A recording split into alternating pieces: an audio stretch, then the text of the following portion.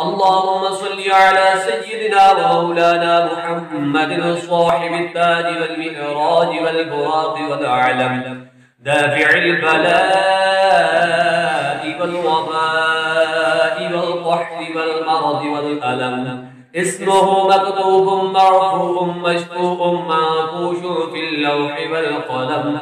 سيد العرب والعجم. جسمه مقدس معتر مطهر منظر في البيت والحرم. شمس الضحى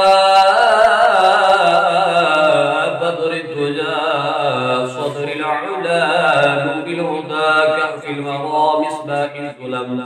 جميل الشيم شفيع العمم صاحب الجود والكرم. والله عاصمه وجبريل خادمه والبراق مركبه والمعراج سفره والسدرة المنتهى مكابه وكاب قوسين مطلوبه والمطلوب مقصوده والمقصود موجوده. سيد المرسلين خاتم النبيين شفيع المذنبين أنيس الغريبين رحمة للعالمين راحة العاشقين مراد المشتاقين شمس العارفين سراج السالكين مصباح المقربين محب الفقراء والغرباء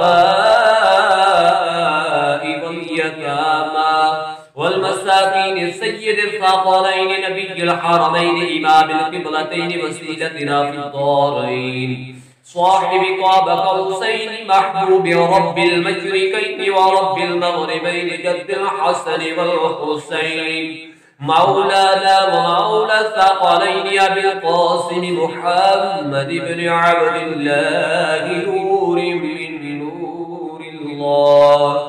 يا أيها المشتاقون بنور جماله صلوا عليه وآله وأصحابه وسلموا تسليما.